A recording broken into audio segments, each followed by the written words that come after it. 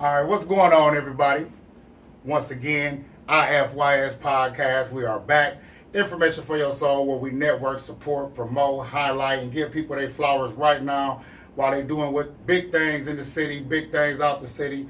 Anytime we can help somebody learn something, help somebody get to a different level in life, or just pass on some information that you possibly can use, or just pass on to somebody else. That's what we're here for. And today we have Miss Tamairo Moutry, who is a real estate broker who I've been following on Facebook for quite some time, and I had to reach out to her because I see she is doing very big things in the city, outside the city, across the country. You know what I'm saying? She's showing her progress and how her and her husband is just, you know what I'm saying, living and loving life while she stays super busy, moving and grooving, trying to use every hour of the day to make sure that it's worth something.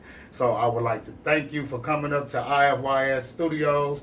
And how you doing today? I'm doing fantastic. Thank you for the warm welcome. Everything that you just said was legit. That's exactly what it is. I'm trying to live life. I'm trying to help others. And that's all I really like doing, is making sure that I can help put people in a better position. I've been doing this for about 19 years. I started off as a Milwaukee public school teacher because I'm out of Milwaukee, born and raised. Okay. I now have 4 real estate companies in Wisconsin, Georgia, Florida, and Illinois.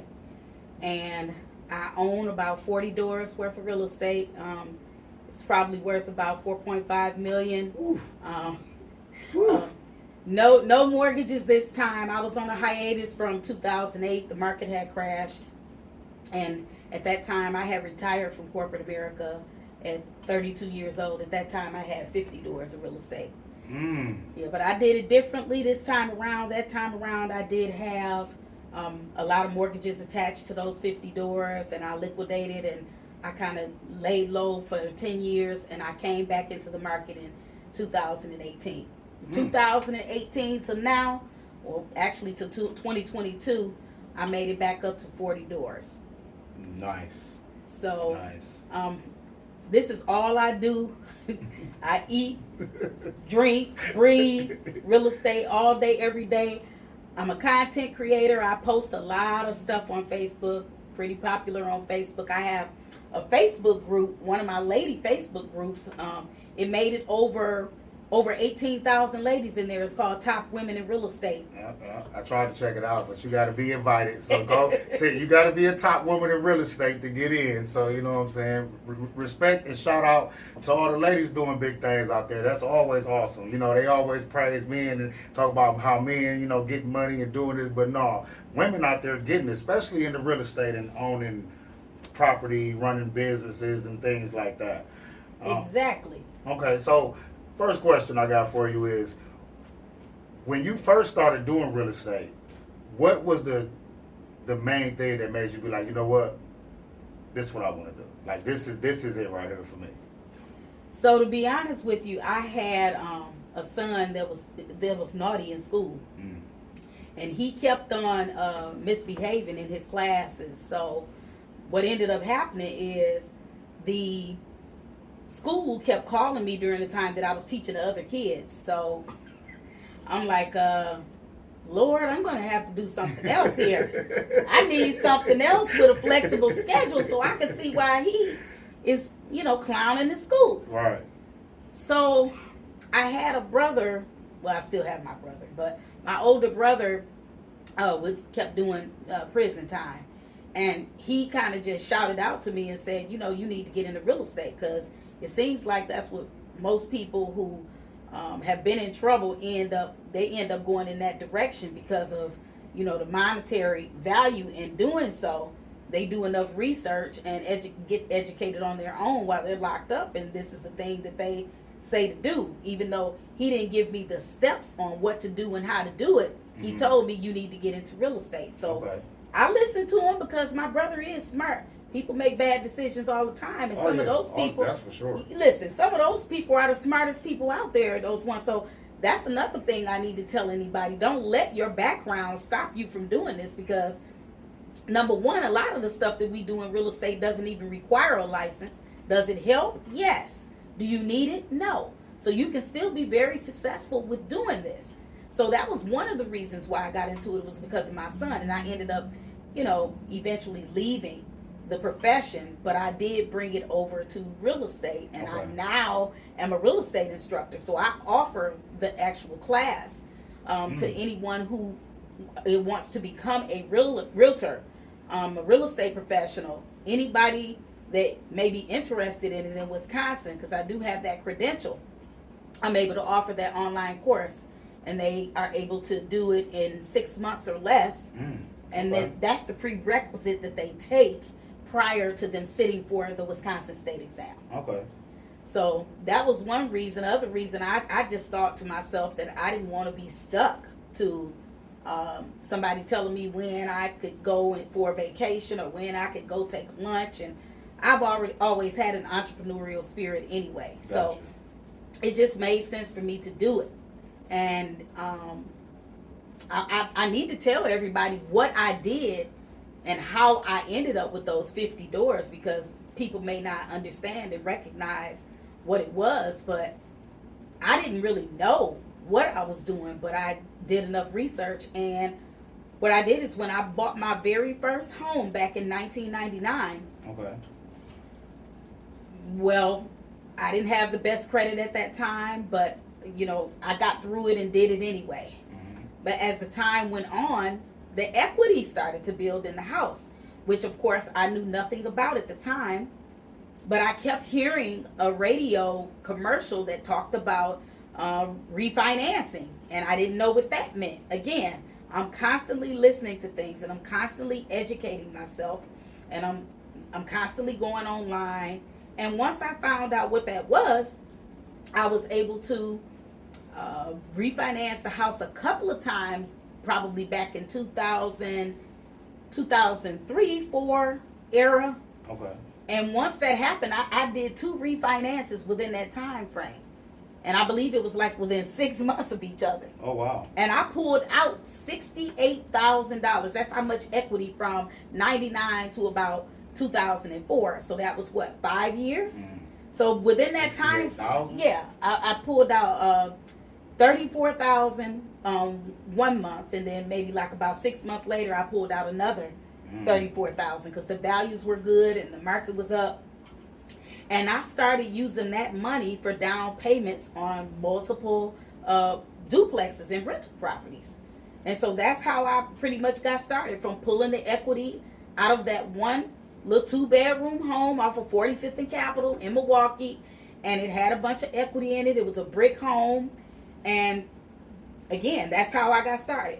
So if anybody is out there listening and you have your primary residence already, that's your easiest way to get started to investing, is by either doing a HELOC, which is a home equity line of credit, or doing a cash out refinance.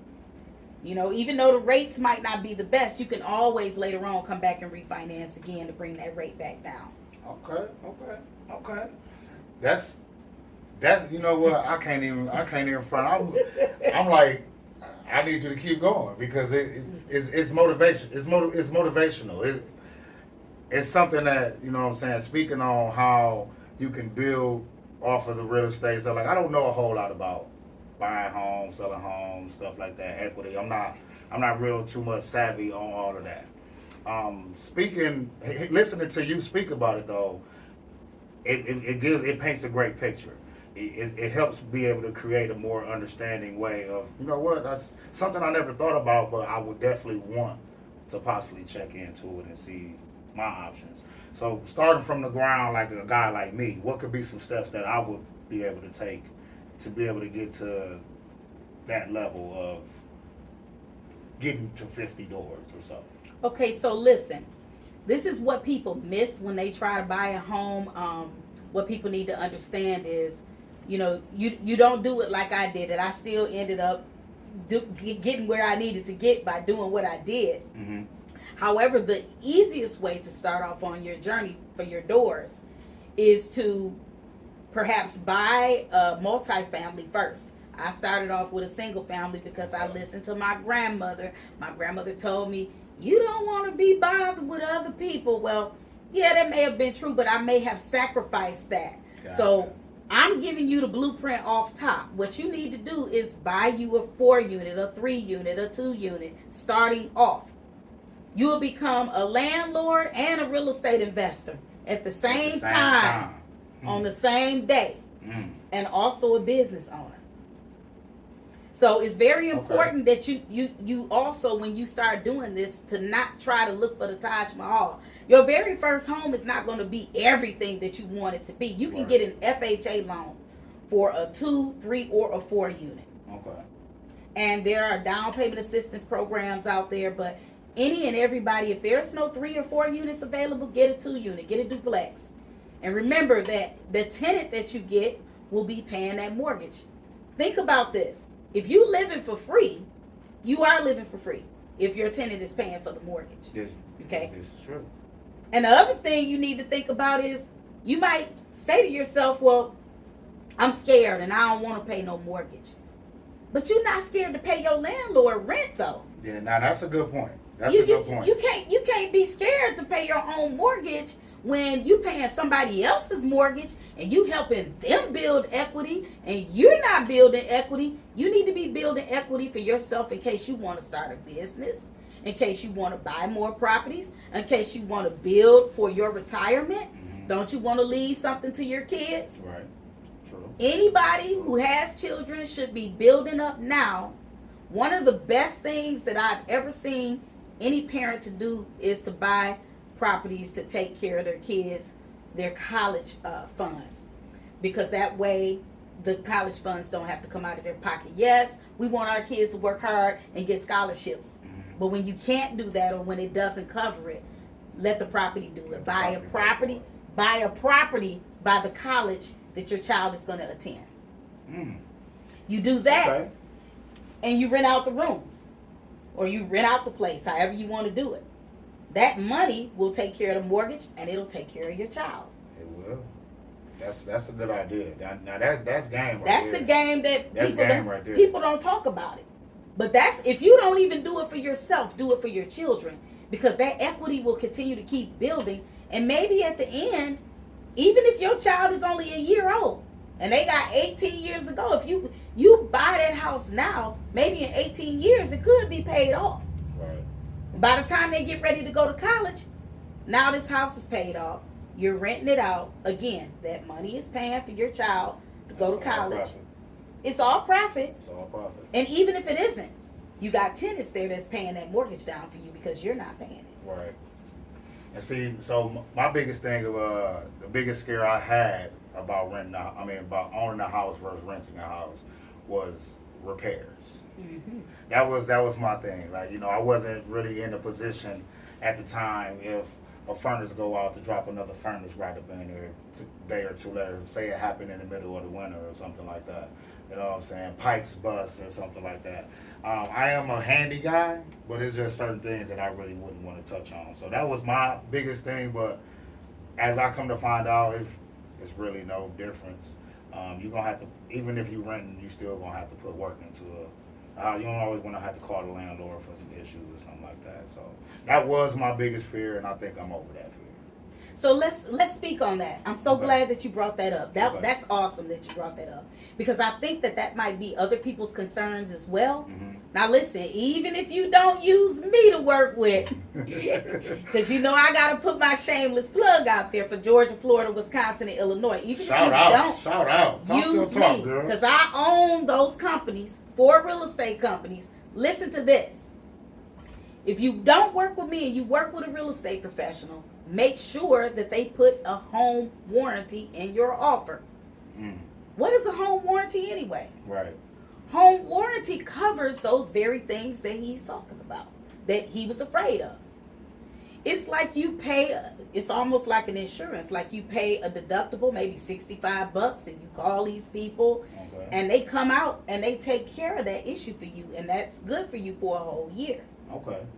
Once it starts coming up towards expiration, then you just go ahead and pay whatever that home warranty is, and you won't have to worry about any big issues coming, because it covers hot water tanks, furnaces. Some of them even, they have roof leaks included in the plans too as well. Okay. It's different things that you can have in the plan that will help you with that. But now that's even after the home inspection piece, because let's keep in mind, when you buy a property, you don't want to skip that process. No, that's for sure. You know, if you're an experienced investor, that's something different. You know, experienced investors, they don't care, you know, because they can get people to do it, and they may be cash heavy. But as a first timer, I never really want to see someone bypass a home inspection. Gotcha. Unless they have someone handy in their family, or they have a boyfriend or a husband who has a construction company, or you know people that can take care of issues. But still, it's not a good idea, because there are some things that are wrong with properties that you cannot see with your naked eye. Right. You can go on a property and it's fully renovated, and I can get an inspector in there and he's still going to have a long laundry list of things that are wrong. Okay? Okay. So don't think because it looks pretty, you know, everything, you know, that looks good on the outside ain't good on the inside. These are facts. Yeah, you got to be careful about that. And when it's all said and done, that inspector is going to come back and he's going to alert you to everything that he sees wrong with that property. Okay. And it's used as a negotiation tool. It's either you can lower the price on the home, or you can ask the seller to fix it, or you can ask the seller to get a contractor of your liking to fix it outside of closing. Gotcha. Now, partially, sometimes the appraiser, when they come in, the FHA appraiser, he will note certain things that may need to be done prior to closing, and those are just must-haves. They must be completed prior to closing. The buyer can't be responsible for that. The appraiser and the inspector are two different people. Okay. They are not going to pick up on the same things. Okay. They don't really mirror each other like that. Gotcha. So you get a laundry list of things on your inspection. It doesn't mean that the appraiser is going to pick all that up. He's picking out things that he sees that would be detrimental to your loan process, because they have an obligation to the bank to make sure that the property that you're purchasing is sufficient collateral. Right.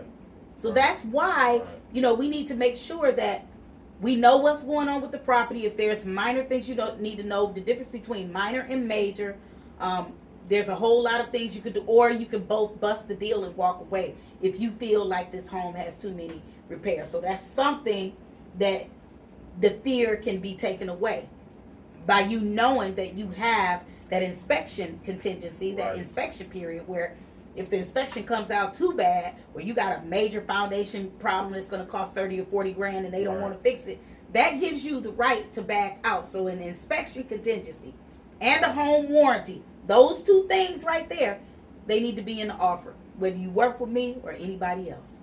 Okay, so that's just something y'all should be jotting down.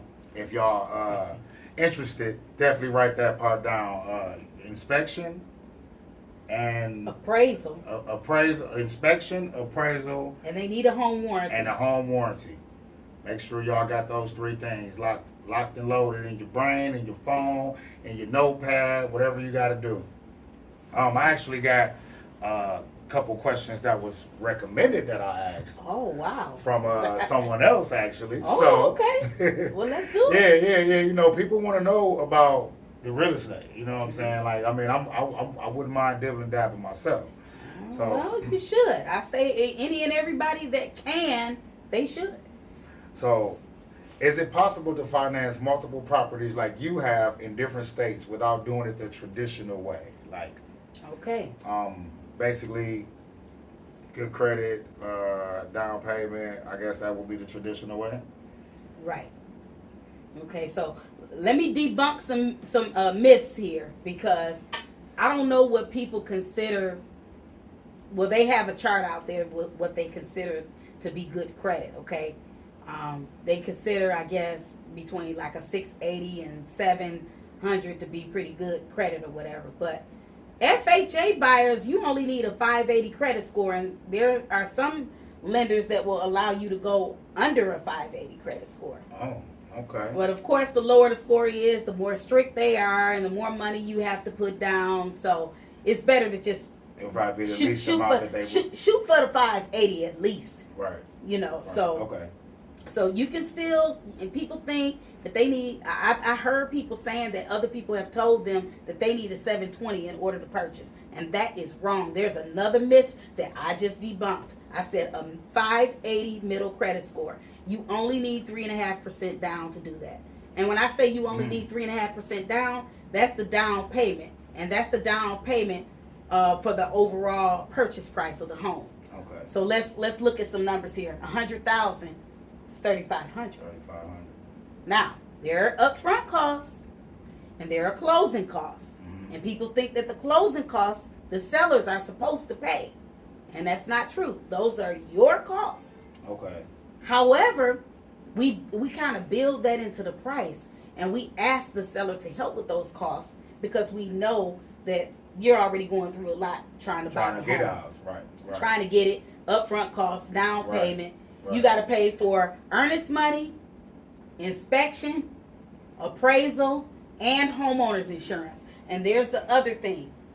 I neglected to mention that. There's the other thing for any major catastrophes that may happen with your home. Homeowner's insurance. That homeowner's insurance will also kick in, so we can't let that part about something being wrong with the property or a major repair that's needed. Sometimes when there's a major catastrophe that happens with your home, that's what your homeowner's insurance is for. Gotcha. They will cover you for that. So if you got a home warranty and you had you an inspection, you got your homeowner's insurance. And an appraisal. Appraisal. And an appraisal. Yeah, now let's talk about if that appraisal comes back short. Okay. You have options. Either the seller can go down on the price. The buyer can pay over what I don't recommend it, but some people really want the home and they pay more than what the home is worth, especially with it being a competitive market. Okay. Or you can bust the deal.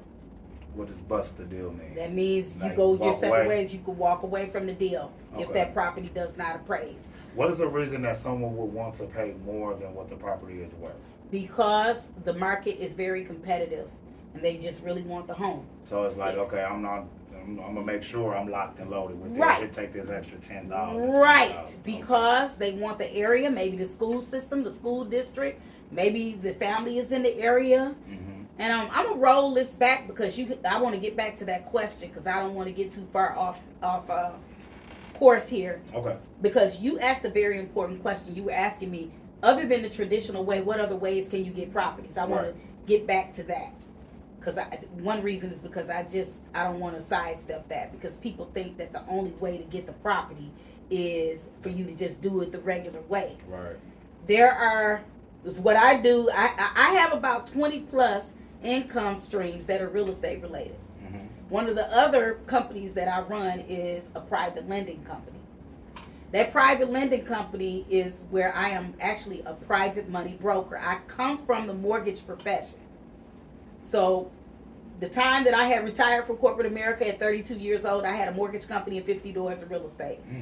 Okay. So this is my 19th year in it, and I'm now only doing loans for investors. With a great credit score, they will some platforms will allow you to only look at the value of the home, and they will lend based on it's called asset-based lending. Asset-based lending, and they don't care about your credit. Okay.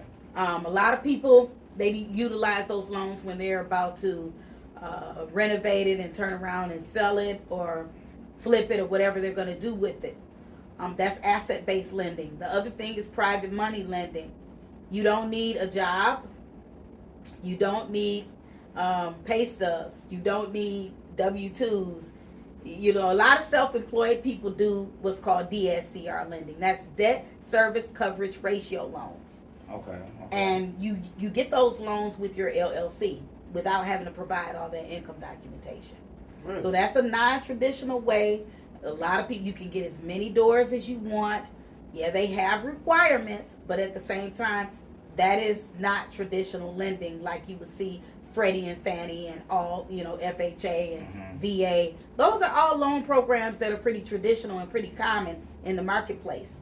But DSCR lending kind of came about because the banks wouldn't let you do certain things. people got tired of the banks declining them and denying them their chance to buy multiple homes if their only job was a real estate investor. Let's just say that you said, well, you know, I'm not going to be working for anybody. I'm just going to continue to have my job.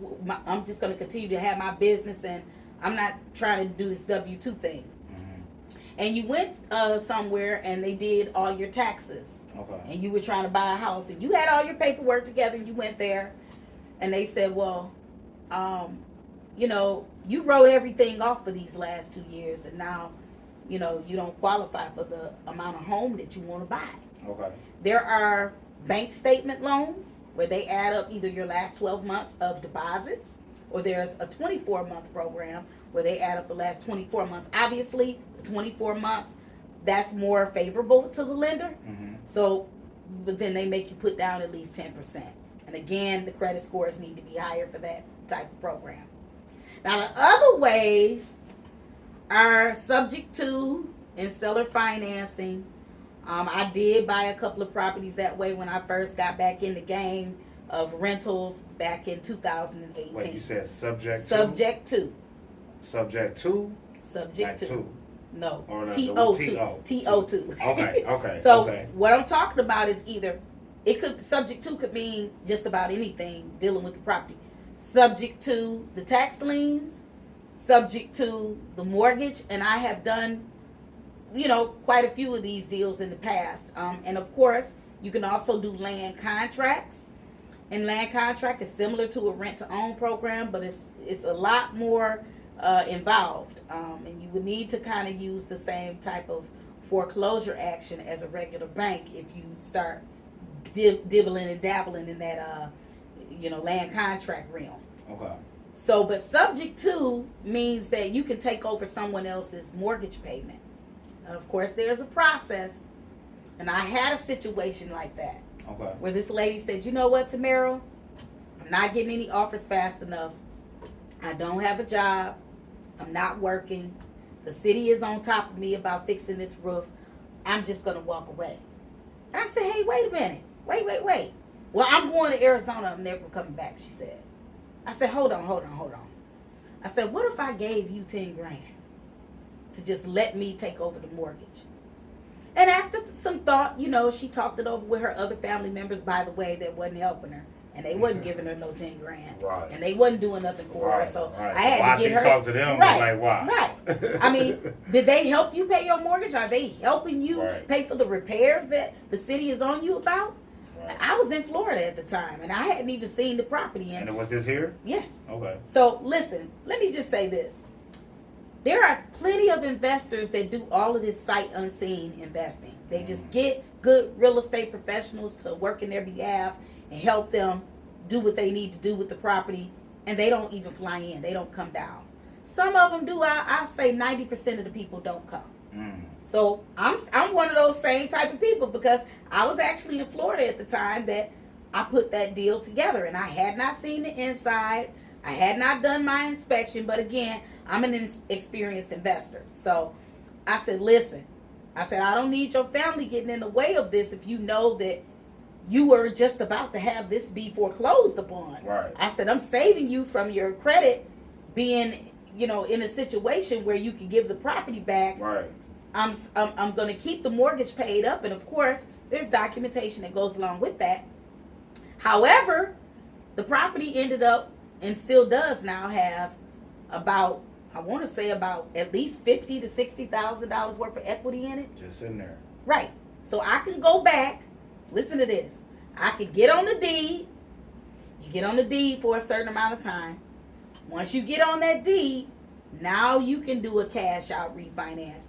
You don't want to do it through the bank? Here's the DSCR lending, the private lending. Make sure you do the deed in your LLC, and you can turn around. You can use your money or that money, fix the property up. They look at the ARV, which is the after repair value, and you can pull $10,000, $20,000, $30,000 out to fix the roof and all of those repairs that she didn't get a chance to do because of the value. And there's a formula that you use for it to know whether it's a good deal or not. The only problem is things have gotten tight over the years. and that formula doesn't always work in every area.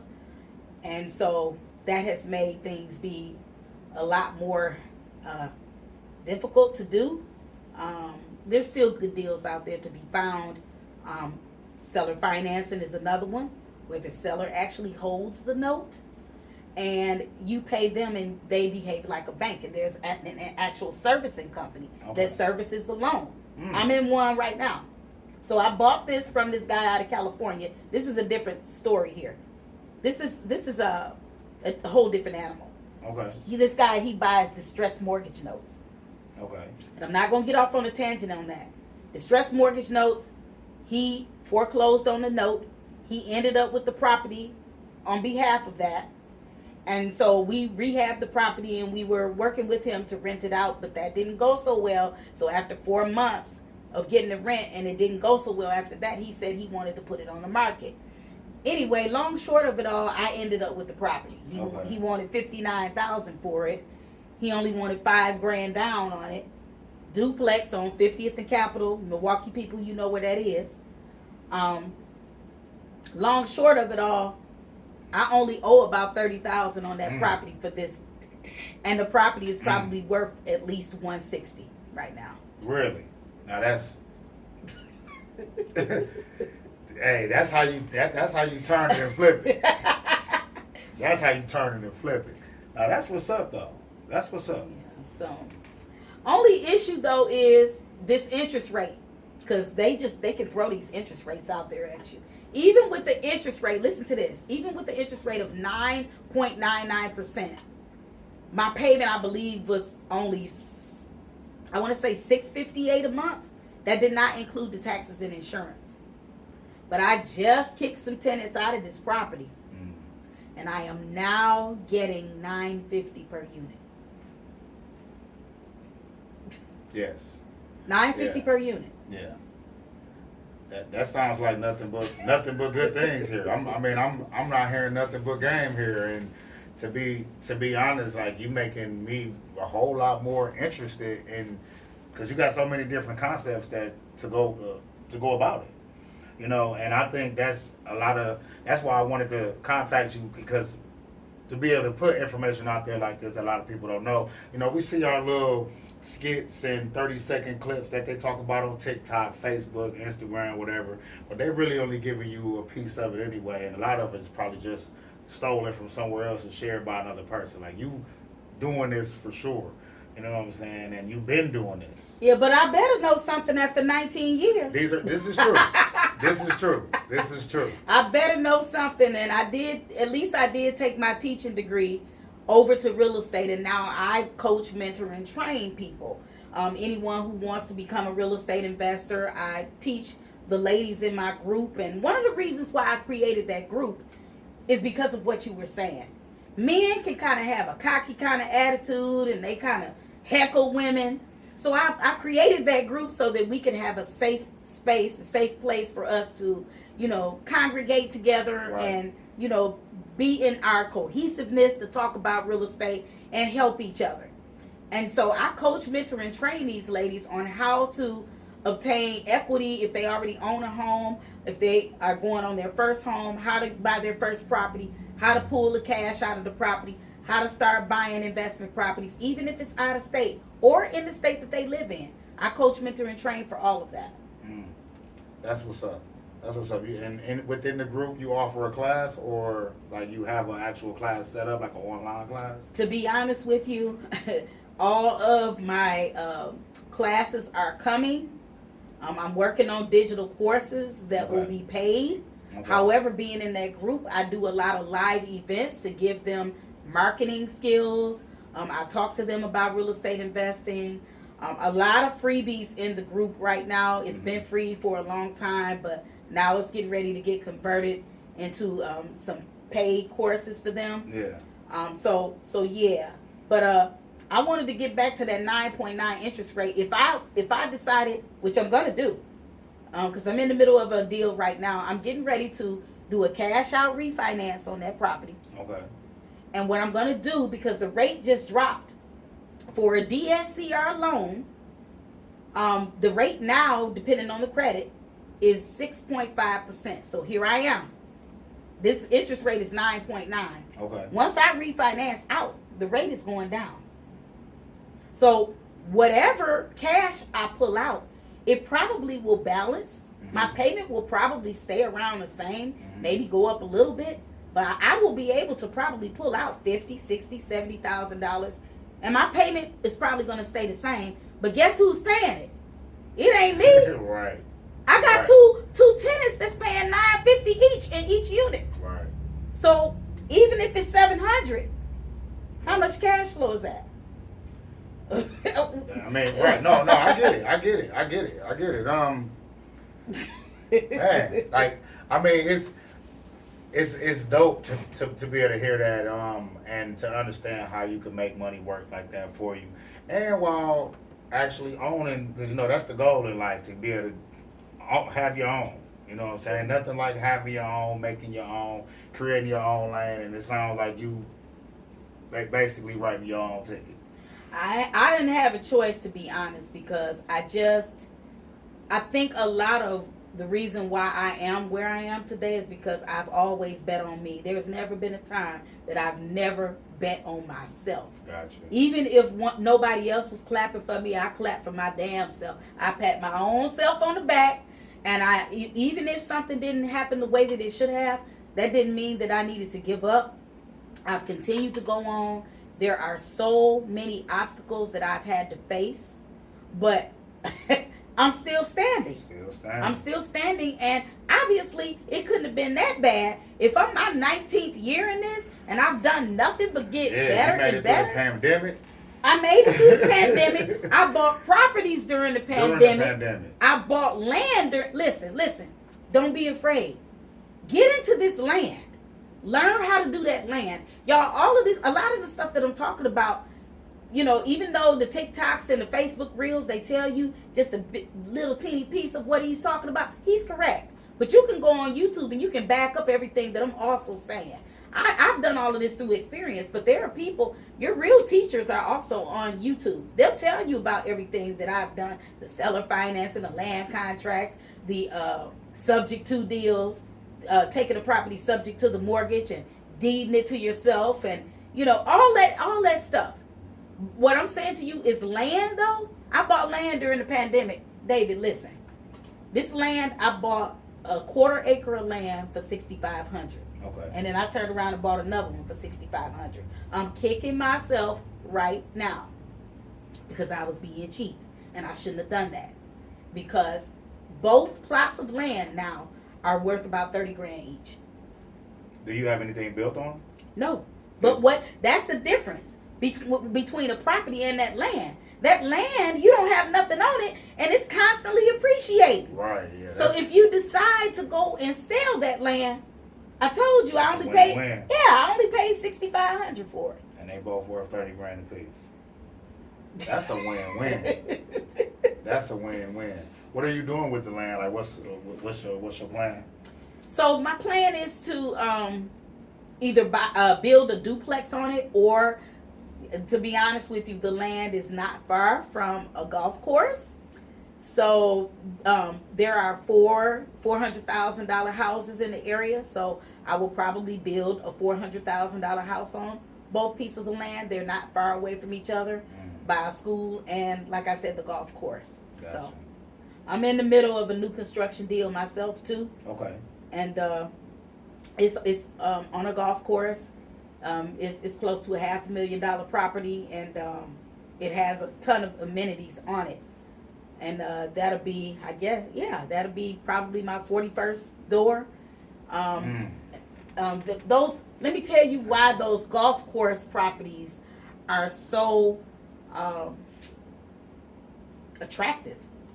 And it's because those types of properties rent anywhere from $6,000 to $12,000 a month. Wow. So let's just say that I have a crash pad here. So I have a condo here. I have a home in Georgia. I have several homes in Wisconsin. And I have, I'm getting ready to have my second home in Florida, because we already bought a new construction condo. And we're actually, the condo that we have we're actually moving next door to that because it's a brand new subdivision and it's a golf community. Okay. So my house, the new house, backs up to that. And this is in Florida? Yes. Okay. And so the whole thing is with you having the properties again. Let me just back up a little bit. Once you start buying these properties and you have a certain type of down payment in it, remember this, you walk in with that equity. Okay? Okay. That's equity right there when you pay your down payment on it, whatever's left over from what the price was. That's the equity in between. So I'm going to realize a lot of equity because of the amount of money that I'm putting down on it, which is going to be 20% or a little bit less than 20% down. Okay. So 450, 20% of 450, you can do the numbers on that and see how much you're going to put down. But if you do that on the land, of course, you find a builder to build with, and he gives you a wholesale price. He gives you a player price. Player price. Hook a brother up. Right. That price is going to be your price for being an investor. Okay. And if you have your builder build on, my 30,000 piece of land, whatever that price is with the land, they may only charge you $250 to $300, and if you selling a $400,000 house, now you profiting $100,000. $100,000 or better, or more. Yeah. Yeah. So I could go on and on about it. The other traditional way. That question was like tenfold. That question was tenfold that he asked. The other way you get properties is through wholesaling. People don't wholesale like I wholesale. When I wholesale, I walk away with properties and money. Properties, money, equity, cash flow. People want the money. The money is not doing you. It's not doing you any justice if you're not using it to make more money. That's where people make the mistake. Right. And actually, I'm even making the kind of mistake right now because here I am sitting here with over a $4 million portfolio, and I have not had a mortgage in 19 years, people. This is my first time having a mortgage in 19 years, and I have nothing in my name. Nothing in my personal name. No. So what's the problem with having a mortgage right now? Why do you feel like you shouldn't have one? I mean, I get it. Basically, I got enough money. I could just. But I mean, don't a lot of people with money do that though? Kind of just penny pinch a little. Not really penny pinch, but like it's no point in me buying. Like if I could get this $20 million house and just get them a little, because I ain't gonna stay here for 30 years probably. Mm-hmm. You know what I'm saying? So why go through the trouble? Or what's your hang up with it? With the mortgages, the reason why I don't have them, right, is because I was wholesaling. I was just telling you, when you wholesale, and I'm making one of my wholesale transactions was $160,000. Oh. I made $160,000 on one wholesale transaction. Yeah. So, and on top of that, I ended up with properties in that package. So if I'm wholesaling 2 or 3 investors that came in on a deal and I wholesale it to them and I take that portion that was supposed to belong to me, maybe I take a little bit of the money, but whatever money was left in that package of 20 doors, and I take 8, then now I done just re-upped and got some properties out of that package. Yeah. I'm giving y'all way too much game. Hello. Hold on a second. Let me stop right there. Y'all gonna have to pay for the rest of the game is to be sold, not told. I'm just playing, y'all. Hey, information for your soul, man. You heard it here. So that's why I ended up with all of these free and clear properties, because I was able to wholesale, and on top of that, I had my real estate commissions from me doing my deals. And as I'm doing my real estate commissions, those commissions can help me with down payments on any properties, help me pay cash for any properties. Me and my husband, we did a deal together on another subject to property where we took over the mortgage. And he quit claim deeded it to me, did a deed the owner when he walked away from it.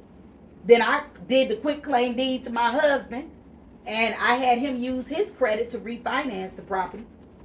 He refinanced the property. He pulled $50,000 out. He gave me $30,000. He took $20,000. He paid his credit cards down. And with the 30, I went and bought a $5,000 property, and I went and bought a $25,000 property. That $25,000 property that I paid cash for is bringing in $1,500 a month rent. Yeah, and that's when that's consistent cash flow there for sure. So, and I have the rest of them like that. And like you said, you asked me, well, why wouldn't I want to do anything? I just have not taken the time to do any mortgages to pull it out. You are supposed to be using your equity, again, like I said, to make more money. That equity is money, and I'm supposed to be getting loans because remember, you're not taxed on this money. That's the other thing. You got to understand this, people. When you do these cash out refinances, there's no taxes. So it's dollar for dollar. It's yours. It's your money. You do what you want with it. So that's why I cannot, for the life of me, understand why a lot of these people are deciding to stay renting. I will be breaking my neck to do whatever I could to own, because if you want some nice things, listen, who really wants to be a bum? Let's keep it real. These are facts. If people are in a situation where they have no other way and they're sick or they have mental health issues or they're elderly, that's a totally different story than what I'm talking about. But if you're an able body, you need to be making sure that you understand that this is one of the best ways in your life to ever build wealth and to build a legacy for you and your family, so you can build off of that, compound off of the money that you can get, and you will not be paying taxes on any of that money. HELOCs, you're not paying taxes on. The cash out refinances, you're not paying taxes on. So that's why a lot of investors stopped doing flipping. Because when you flip those properties, you sell them right away after you fix them up. Right. They're subject to capital gains tax. One of the ways that they can circumvent that is by them doing what's called a 1031 exchange. Look it up. Nope. I'm not doing that. A 1031 exchange, look it up. You're on your own. It involves you pretty much moving those funds over to another property that is comparable to the one that you just sold. Okay. That's the way to defer or sidestep those taxes. Okay, so I just to kind of change it up a little bit, because we don't want you giving out too much game. We're going to say that for the online course that's coming soon. Y'all make sure y'all keep your eyes out for that. Yeah. So earlier you was talking about business credits. Say someone who has a low credit score but has a LLC. Is it still possible to get it definitely is. Business credit? Yes, it definitely is.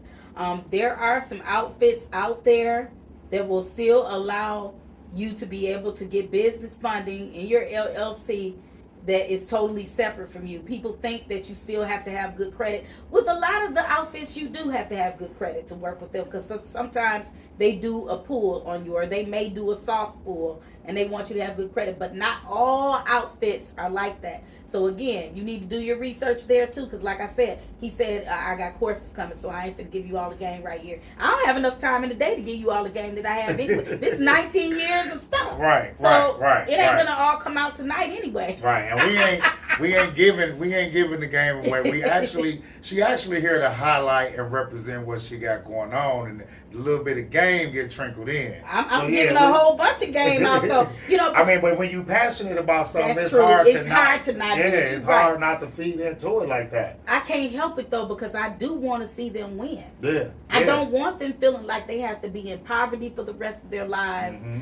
And again, back to me in this confidence level. Right. I just never feel like I could lose. Right. Ain't nothing wrong with that. I mean, if you don't feel you, who gonna feel you? Right. Who does that? I mean, back in 2008 when the market had crashed, I took advantage of the market myself. How did I get down to Florida? I don't have any relatives in the area that I have my house in. Right. I just happened to look online one day and I had money. I saw something on a foreclosure website, $28,750, which is we'll never see no price like that again. I clicked the button and bought the thing, the damn thing. It just showed up down there to sign the papers, and it was a 3-bedroom condo. This is in 2008. Back in 2008. You still own that same place? No, I do not. So some stuff happened with that place, and I ended up suing some folks, and ended up with a settlement. And I had kind of like a little bad taste in my mouth about what happened or whatever. So Right. I took that money, bought a house in Georgia. That home that's in Georgia right now, I bought that in 2013 for $40,000, and that place is probably worth about $260 now. Nice. No mortgage. No mortgage. I took the cash from that settlement and paid for that property. And it's rented out. Somebody's staying in it. And nobody's there because, like I said, we bounce around. So. Oh, okay. So that's another crash pad. Right. Yeah. See, my husband, y'all gotta understand. My husband, he wasn't real into that Airbnb thing. Like he's kind of opened up a little bit more now because, like I said, with the new home that we're about to buy, that home when we're not there, if we want to utilize it sometime when we're not there, we can do a $6,000 to $12,000 a month and get that money, and that'll take care of our mortgage or whatever for however many months, because the place has so many amenities. It has the golf course, and our property backs up to the golf course. It has a clubhouse, pool.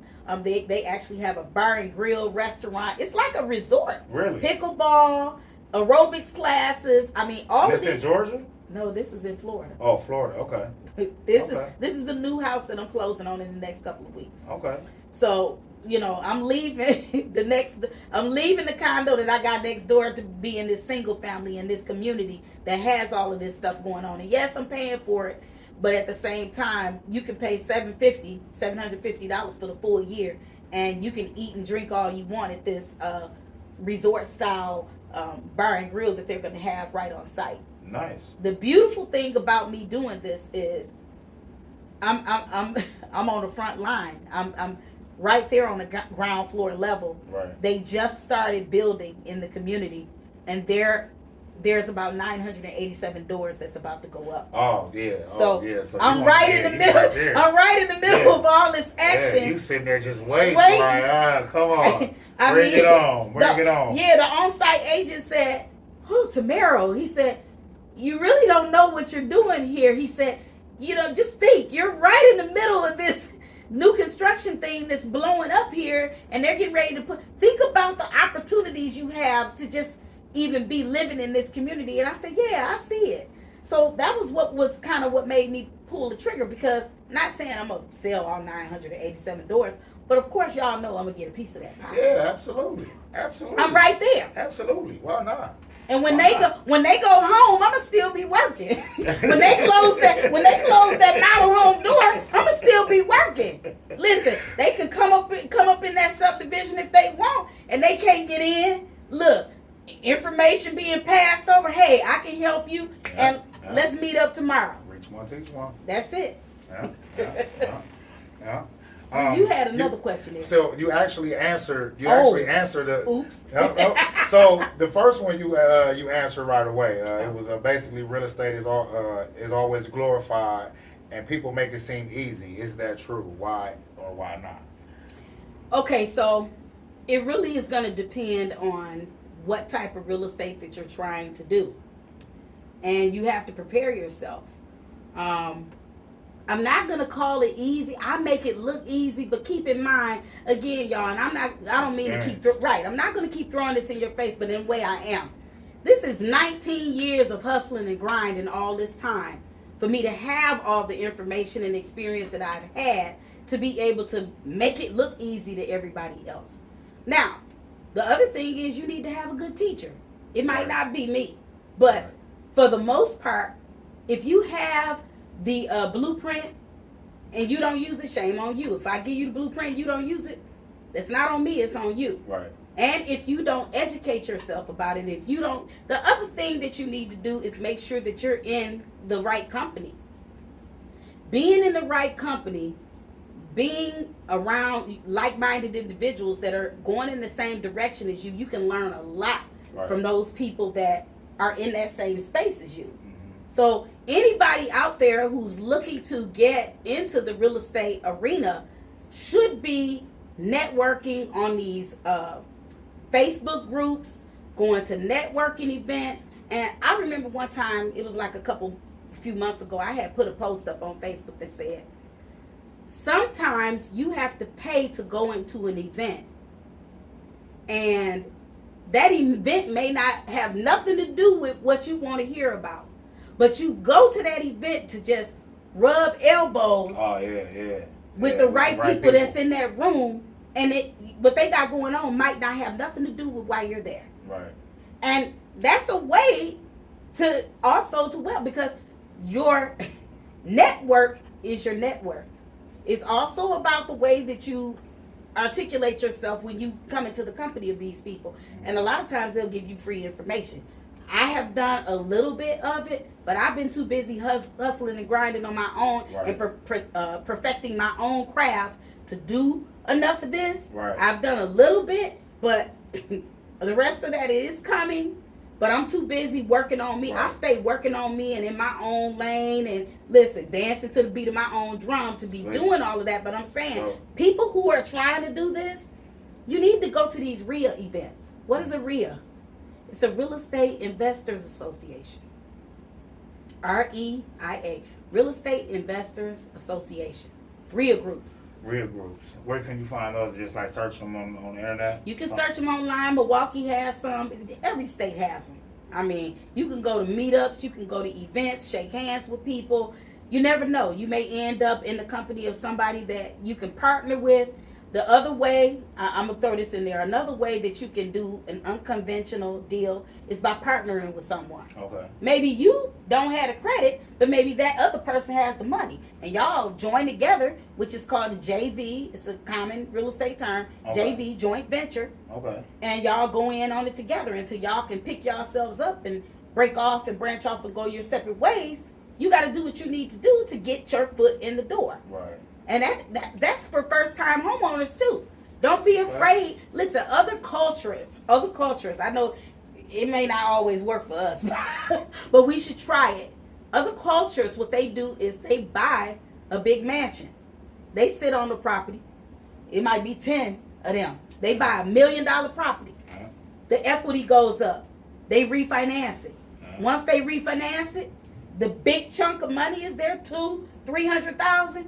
Now they get to pass everybody some money. Yeah. And once they pass everybody some money, that money is used for them to go and buy their own properties.